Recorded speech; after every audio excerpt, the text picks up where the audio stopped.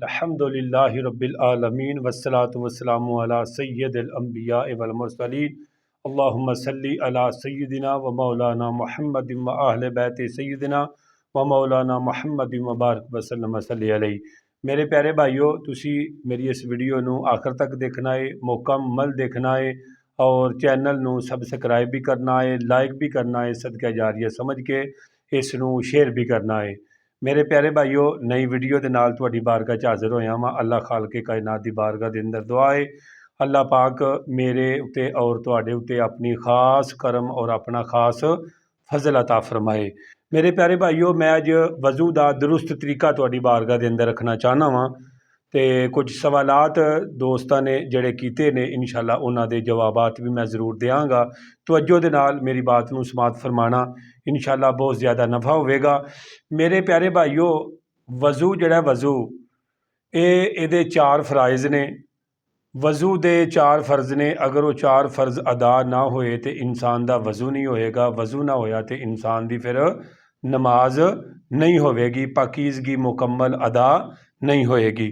सब तो पहले वज़ू दे चार फ़र्ज़ ने। सब तो पहला फ़र्ज़ ये वे मुकम्मल चेहरा धोना। ठीक है जी, मुकम्मल चेहरा धोना।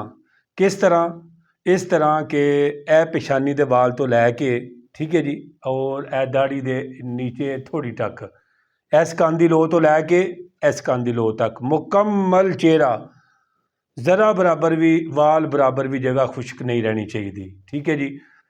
दूसरा फ़र्ज़ है अपने हत्थां नूं कोहनियां समेत धोना। दूसरा फ़र्ज़ अपने हत्थां नूं कोहनियां समेत धोना। बहुत सारे दोस्त अहबाब ऐसे ने कि जेड़े बाजू जड़े ने अच्छे तरीके दे नाल इत्थे मतलब एक फोल्ड नहीं करते, जिहदी वजह तो ए कोहनी एक साइड जिहड़ी है थल्ले वाली जगह जिहड़ी है एक यानी कि सुक्की रह जाती है, गिल्ली नहीं रहिंदी। यानी कि ये अच्छे तरीके दे नाल जिहड़ा ना तर नहीं हुंदी पानी दे नाल। ठीक है जी, इनू अच्छे तरीके दे नाल, यानी कि दूसरा फ़र्ज़ है। तीसरा फ़र्ज़ है चौथाई सर दा मसा करना। मुकम्मल सिर दा मसा करना सुन्नत है और चौथाई हिस्से दा मसा करना ये फ़र्ज़ है। और चौथे नंबर ते मेरे प्यारे भाईओ, मुकम्मल दोनों पैरों नूं अच्छे तरीके दे नाल घुटनियां समेत, गिट्टियां समेत अच्छे तरीके दे नाल धोना। ये वज़ू दे चार फ़र्ज़ ने। मेरे दोस्तों बुजुर्गों, बाकी ये चार फ़र्ज़ ने। ठीक है जी, इन्हां चौवां फ़र्ज़ां नूं अगर अदा करोगे तो वज़ू मुकम्मल होएगा, वरना तुहाडा वज़ू मुकम्मल नहीं होएगा। मेरे दोस्तों, वो चीज़ां कि जिन्हां दे नाल वज़ू नहीं टुटदा, लेकिन अवामुन नास दे अंदर ये मशहूर है कि वज़ू टुट जाता है। हुण मैं तुहानूं इंशाअल्लाह वज़ू का मसनून तरीका दसना। सब तो पहले अच्छे तरीके दे नाल 3 वारी इन्हां हत्थां नूं धोना है। एक मरतबा धोवोगे तो यानी कि फ़र्ज़ अदा हो जाएगा। हर अज़ा नूं 3 वारी धोवांगे तो सुन्नत अदा हो जाएगी। अच्छे तरीके नाल हत्थां नूं धोना है। उस तो बाद कुली करनी है। कुली करदियां होया दानी साइड ते पहले, फिर बाई साइड ते। ठीक है जी, अच्छे तरीके नाल मूँह नूं साफ करना है जी। उस तो बाद नक दी नरम हड्डी तक, वज़ू दे अंदर भी नक नूं अच्छे तरीके दे नाल साफ करना है। उस तो बाद सारा चेहरा धोना है अच्छे तरीके दे नाल 3 वारी मुकम्मल। वाल बराबर भी जगह खुश्क नहीं रहनी चाहिए। ठीक है जी। दूसरे नंबर ते इन्हां हत्थां नूं कोहनियां समेत यानी कि धोना है। फिर उस तो बाद यानी कि बाई साइड ते जिहड़ा बाजू है। ठीक है जी। उस तो बाद फिर यानी कि सर दा मसा। ठीक है जी, सर दा मसा मैं जैसे तुहानूं दस्सिया है कि अगर तुसी चौथाई हिस्से दा इस तरह मसा करोगे ना, मसा तुहाडा हो जाएगा, वज़ू तुहाडा मुकम्मल हो जाएगा। ठीक है। अगर तुसी मुकम्मल इन्हां दोनों 3 उंगलों नूं मिला के और इन्हां दोनों उंगलों नूं, एक अंगूठे और शहादत वाली उंगल नूं छोड़ के इस तरीके दे नाल यानी कि करोगे इस तरह, और फिर उस तो बाद इस तरह। ठीक है जी। उस तो बाद फिर ए जड़ियाँ मतलब है कि सबाबा उंगल है, ए दोनों हत्थां दियां इस अच्छे तरीके दे नाल लो जिहड़ी है अंगूठा ए कंध दे नाल असीं पिछे लावांगे। ठीक है जी, अच्छे तरीके दे नाल। ठीक है जी। यह हो गया साडा यानी कि तीसरा फ़र्ज़। और चौथा फ़र्ज़ यानी कि मसनून तरीका पैरां नूं अच्छे तरीके नाल धोना और चीची दे नाल अंगूठे तो मतलब है कि चीची अल और खब्बे दे अंगूठे नूं ਪੈਰਾਂ ਦੇ ਚੀਚੀ ਵੱਲ, ਯਾਨੀ ਅੱਛੇ ਤਰੀਕੇ ਦੇ ਨਾਲ ਇਹਨੂੰ ਸਾਫ਼ ਕਰਨਾ ਹੈ। ਦੋਸਤੋ ਜਿਹੜੇ ਸਵਾਲਾਤਾਂ ਦੇ ਆਪਣਾ ਸਵਾਲਾਤ ਕੀਤੇ ਗਏ ਨੇ ਉਹਨਾਂ ਦੇ ਮੈਂ ਜਵਾਬ ਤੁਹਾਡੀ ਬਾਰਗਾਹ ਦੇ ਅੰਦਰ ਰੱਖਣਾ ਵਾ। ਮੇਰੇ ਪਿਆਰੇ ਭਾਈਓ, ਆਵਾਮ ਨਾਸ ਦੇ ਅੰਦਰ ਮਸ਼ਹੂਰ ਹੈ ਕਿ ਔਰਤ ਨੂੰ ਹੱਥ ਲਾਉਣ ਦੇ ਨਾਲ ਵਜ਼ੂ ਟੁੱਟ ਜਾਂਦਾ ਹੈ। ਬਿਲਕੁਲ ਬਈ ਕੋਈ ਐਸੀ ਬਾਤ ਨਹੀਂ, ਵਜ਼ੂ ਤੁਹਾਡਾ ਨਹੀਂ ਟੁੱਟਦਾ, ਵਜ਼ੂ ਨਹੀਂ ਟੁੱਟਦਾ। ਦੂਸਰਾ ਸਵਾਲ, ਕਿਆ ਕੱਪੜੇ ਤਬਦੀਲ ਕਰਨ ਦੇ ਨਾਲ ਵਜ਼ੂ ਟੁੱਟ ਜਾਂਦਾ ਹੈ?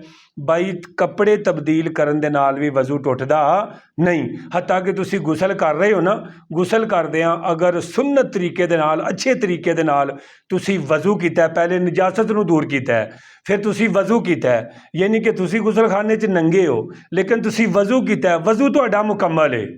ਅਗਰ ਤੁਸੀਂ ਅੱਛੇ ਤਰੀਕੇ ਨਾਲ ਕਰਦੇ ਹੋ, 4 ਫਰਜ਼ ਅਦਾ ਕਰਦੇ ਹੋ, ਸੁੰਨਤ ਅਦਾ ਕਰਦੇ ਹੋ, ਤਾਂ ਵਜ਼ੂ ਤੁਹਾਡਾ ਹੋ ਜਾਏਗਾ। ਇਹ ਨਹੀਂ ਕਿ ਵਜ਼ੂ ਤੁਹਾਡਾ ਨਹੀਂ ਹੋਵੇਗਾ, ਠੀਕ ਹੈ। ਦੁਬਾਰਾ ਵਜ਼ੂ, ਨਮਾਜ਼ ਪੜ੍ਹਨ ਵਾਸਤੇ ਦੁਬਾਰਾ ਵਜ਼ੂ ਕਰਨਾ ਜ਼ਰੂਰੀ ਨਹੀਂ। ਇਹ ਵੀ ਪਤਾ ਚੱਲ ਗਿਆ ਕਿ ਕੱਪੜੇ ਤਬਦੀਲ ਕਰਨ ਦੇ ਨਾਲ ਵਜ਼ੂ ਟੁੱਟਦਾ ਨਹੀਂ। ਤੀਸਰਾ ਸਵਾਲ ਫਰਮਾਇਆ, ਸਿਗਰਟ ਪੀਣ ਦੇ ਨਾਲ ਵਜ਼ੂ ਟੁੱਟਦਾ ਨਹੀਂ। ਸਿਗਰਟ ਪੀਣ ਦੇ ਨਾਲ ਵੀ ਬਿਲਕੁਲ ਵਜ਼ੂ ਨਹੀਂ ਟੁੱਟਦਾ, ਠੀਕ ਹੈ। ਲੇਕਿਨ ਇਹ ਵੀ ਕਿ ਸਿਗਰਟ ਪੀਣ ਤੋਂ ਬਾਅਦ 3 ਵਾਰੀ ਕੁਲੀ ਅਗਰ ਬੰਦਾ ਕਰ ਲੇ, ਮੂੰਹ ਦੀ ਬਦਬੂ ਜਿਹੜੀ ਹੈ ਉਹ ਜ਼ਾਇਲ ਹੋ ਜਾਏ, ਯਾਨੀ ਕਿ ਕੋਲ ਖਲੋਤਾ ਬੰਦਾ ਨਮਾਜ਼ ਪੜ੍ਹਦਿਆਂ ਉਹਦੇ ਦਿਲ ਦੇ ਵਿੱਚ ਇਹ ਚੀਜ਼ ਜਾਂ ਉਹਨੂੰ ਉਸ ਦੀ ਬੂ ਨਾ ਜਾਏ, ਠੀਕ ਹੈ। ਅਸਲ ਚੀਜ਼ ਹੈ ਕਿਸੇ ਨੂੰ ਤਕਲੀਫ ਨਾ ਦੇਣਾ, ਠੀਕ ਹੈ। 3 ਵਾਰੀ ਤੁਸੀਂ ਕੁਲੀ ਕਰ ਲੋਗੇ ਜਾਂ 1 ਮਰਤਬਾ ਵੀ ਕੁਲੀ ਕਰ ਲੋਗੇ ਤੇ ਮੂੰਹ ਦੀ ਬਦਬੂ ਜਿਹੜੀ ਉਹ ਖਤਮ ਹੋ ਜਾਏਗੀ ਸਿਗਰਟ ਦੀ, ਠੀਕ ਹੈ ਜੀ। ਚੌਥੇ ਨੰਬਰ ਤੇ ਨਾਖਣ ਕੱਟਣ ਦੇ ਨਾਲ ਕਿਆ ਵਜ਼ੂ ਟੁੱਟ ਜਾਂਦਾ ਹੈ? ਜੀ ਨਹੀਂ, ਨਾਖਣ ਕੱਟਣ ਦੇ ਨਾਲ ਵੀ ਬਿਲਕੁਲ ਵਜ਼ੂ ਨਹੀਂ ਟੁੱਟਦਾ।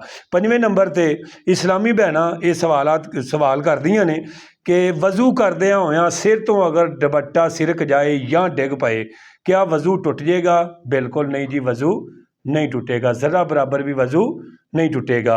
6ਵਾਂ, ਅਗਰ ਕਿਸੇ ਬੰਦੇ ਨੇ ਕੋਈ ਡਰਾਮਾ ਵੇਖ ਲਿਆ ਜਾਂ ਗਾਣਾ ਸੁਣ ਲਿਆ, ਬਈ ਦੋਸਤੋ ਇਹ ਗੁਨਾਹ ਦੇ ਕੰਮ ਨੇ, ਇਹ ਨਹੀਂ ਕਰਨੇ ਚਾਹੀਦੇ, ਲੇਕਿਨ ਵਜ਼ੂ ਤੁਹਾਡਾ ਨਹੀਂ ਟੁੱਟਾ, ਵਜ਼ੂ ਤੁਹਾਡਾ ਨਹੀਂ ਟੁੱਟਾ ਮੇਰੇ ਦੋਸਤੋ। ਲੇਕਿਨ ਇਹਨਾਂ ਸਾਰਿਆਂ ਕੰਮਾਂ ਤੋਂ ਬਾਅਦ ਵਜ਼ੂ ਕਰਨਾ ਮੁਸਤਹਬ ਹੈ।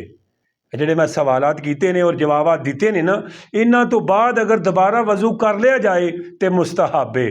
ਮੁਸਤਹਬ ਕਹਿੰਦੇ ਨੇ ਕਰ ਲਓ ਤੇ ਸਵਾਬ ਹੈ, ਤੇ ਨਾ ਕਰੋ ਗੁਨਾਹ ਨਹੀਂ। ਲੇਕਿਨ ਮੈਂ ਤੁਹਾਨੂੰ ਇਹ ਗੱਲ ਕਹਾਂਗਾ ਕਿ ਬਿਹਤਰ ਇਹ ਵੇ, ਅਫਜ਼ਲ ਇਹ ਵੇ ਕਿ ਤੁਸੀਂ ਇਹਨਾਂ ਕੰਮਾਂ ਤੋਂ ਬਾਅਦ ਵਜ਼ੂ ਕਰ ਲਿਆ ਕਰੋ, ਠੀਕ ਹੈ ਨਾ। ਲੇਕਿਨ ਜਿਹੜੇ ਪਹਿਲੇ ਸਵਾਲਾਤ ਕੀਤੇ ਨੇ, ਔਰਤ ਨੂੰ ਹੱਥ ਲਾਉਣ ਦੇ ਨਾਲ ਔਰ ਕੱਪੜੇ ਤਬਦੀਲ ਕਰਨ ਦੇ ਨਾਲ, ਸਿਗਰਟ ਪੀਣ ਦੇ ਨਾਲ, ਦੇਖੋ ਨਾ ਜਿਹੜੀ ਗੱਲ ਹੈ, ਸਿਗਰਟ ਪੀਣ ਦੇ ਨਾਲ ਐਸੀ ਯਾਨੀ ਕਿ ਮੂੰਹ ਦੇ ਵਿੱਚੋਂ ਬਦਬੂ ਆਉਣਾ ਕਿ ਜਿਹੜੀ ਨਾਲ ਦੇ ਭਾਈ ਨੂੰ ਤਕਲੀਫ ਦੇ ਬਣੇ, ਇਹ ਗੱਲ ਦਰੁਸਤ ਨਹੀਂ ਹੈ। ਯਾਨੀ ਕਿ ਵਜ਼ੂ ਤੁਸੀਂ ਜਦੋਂ ਕਰੋਗੇ ਇਨਸ਼ਾਅੱਲਾ, ਬਾਵਜ਼ੂ ਜਿਹੜਾ ਬੰਦਾ ਹੈ ਨਾ, ਬਾਵਜ਼ੂ ਉਹ ਜ਼ਿਕਰ ਨਾ ਵੀ ਕਰੇ ਤੇ ਫਰਿਸ਼ਤੇ ਨੇਕੀਆਂ ਲਿਖਦੇ ਰਹਿੰਦੇ ਨੇ ਤੇ ਗੁਨਾਹ ਉਹਦੇ ਮਿਟਾਉਂਦੇ ਰਹਿੰਦੇ ਨੇ।